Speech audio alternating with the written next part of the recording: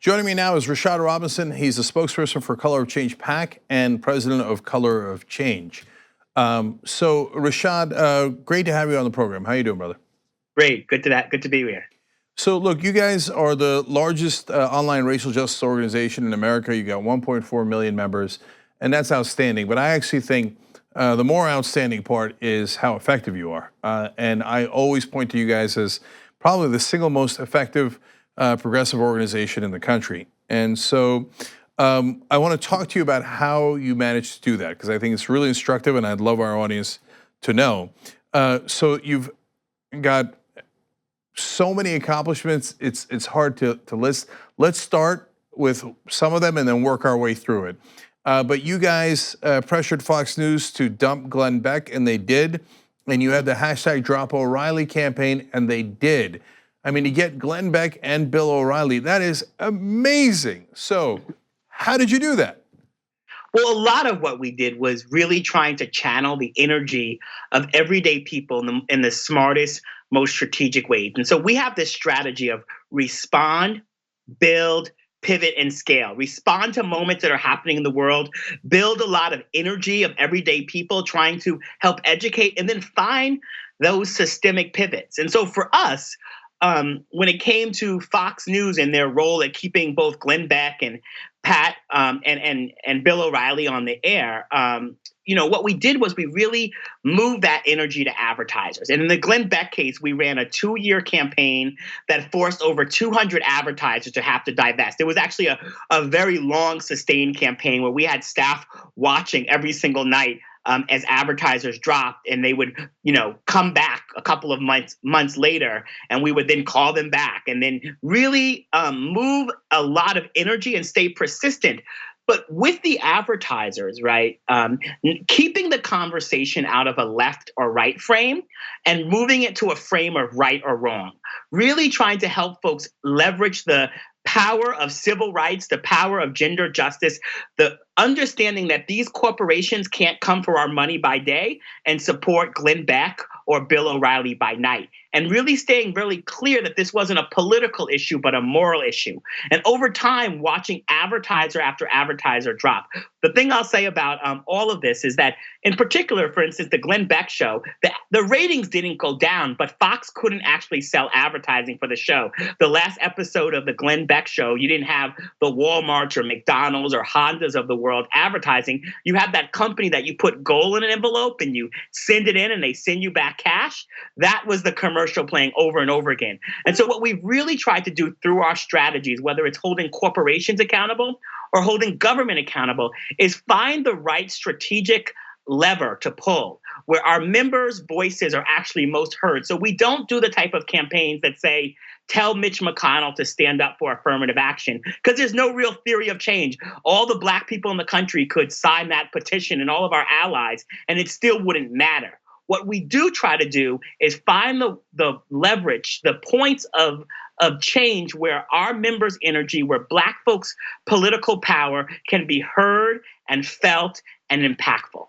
Yeah, and so I follow this stuff meticulously, and I think I know most of the progressive groups really well, and so when I say that, look, you guys are a huge part of the O'Reilly campaign, but you pretty much single-handedly got Glenn Beck, and so that's absolutely real, and that's why I think it's powerful, and I want people to learn from you in terms of things you could do to actually make a difference in the world. So let's talk about ALEC. Now that's the American Legislative Exchange Council. That's all the big corporations coming in and writing rules on behalf of corporations, especially at the state level.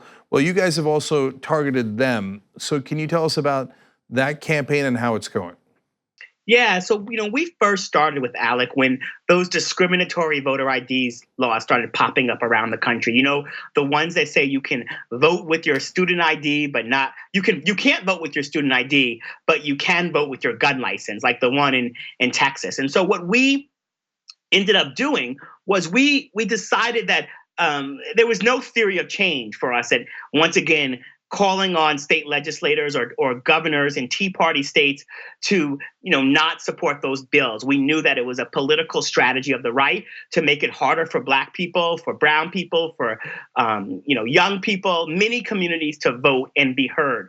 And so we started looking into sort of what was behind it, and all the signs started pointing to this shady behind the scenes organization, ALEC, who doesn't oftentimes go in the media, who works behind the scenes. They bring corporations and they bring state legislators into these private conferences, and together they write legislation that they're not transparent about, and they move into state houses around the country.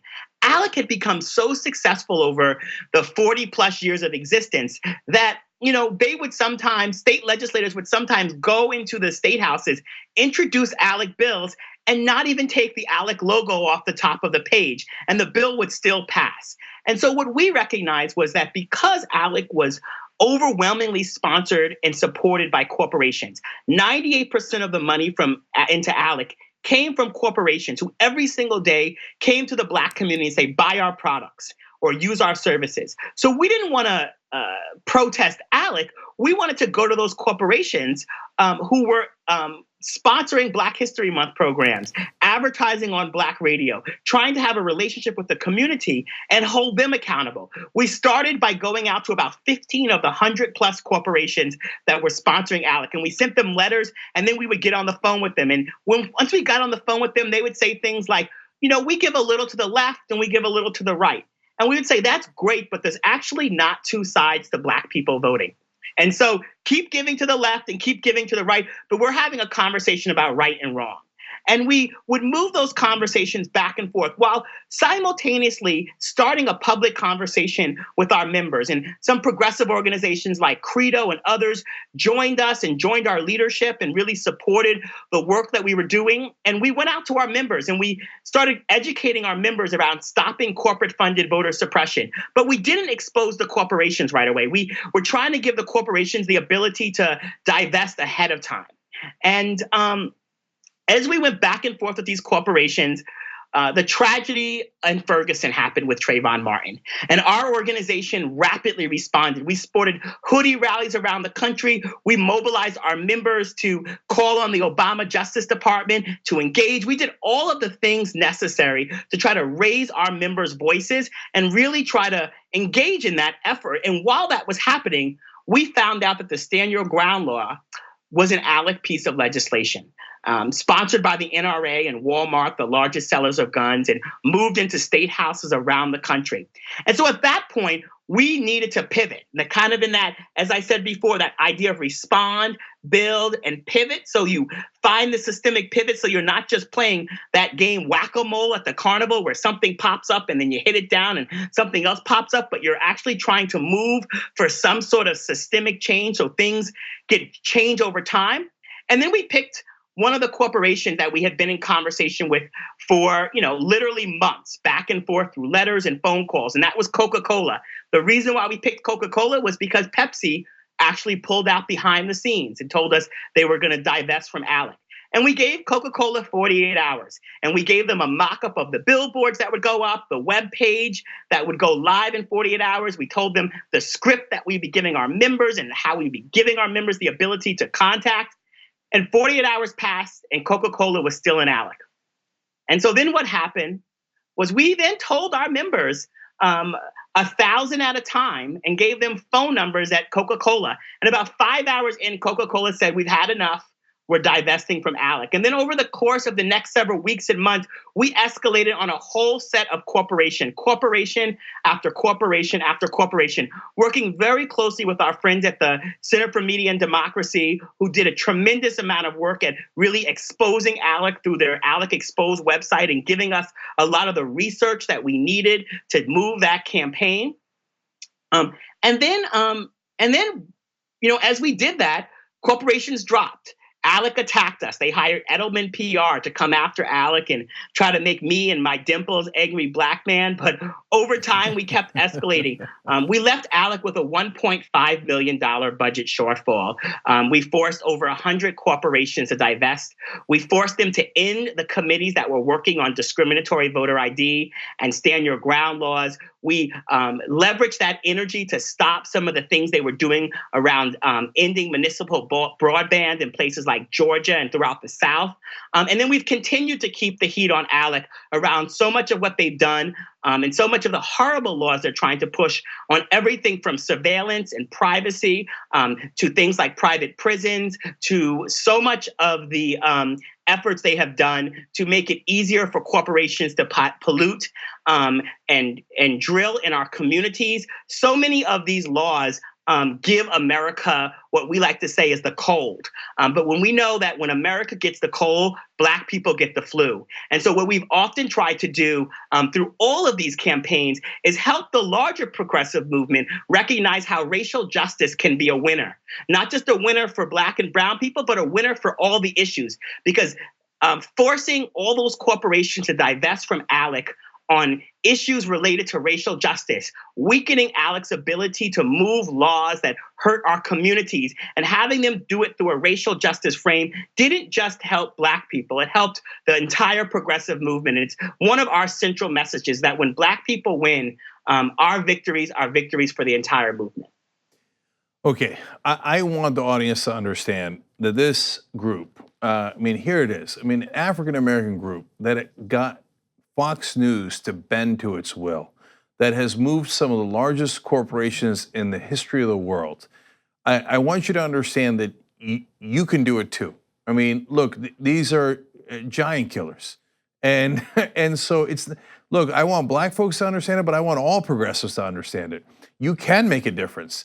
And look, when I get stuck, sometimes I call Rashad for advice because I know he's one of the smartest, most effective guys in the business. And so learn from those lessons, both the specifics that Rashad just explained, but also the overall message, which is that united, we are far, far stronger, and there are ways to make change possible and make it happen, and they have done it time and time again. Rashad, I want you to come back on and talk about your new campaigns as soon as you can, because we're here for you. I know you're here for the whole country, and you've made more of a difference than I think so many other organizations. And I want everybody to know it's colorofchange.org. Please go check it out, participate, and that is a place where your action will lead to results.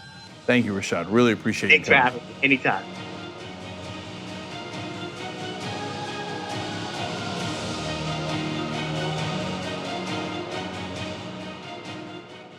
Like what you see? Click the subscribe button below, and don't forget to ring the bell to never miss another video from the Young Turks.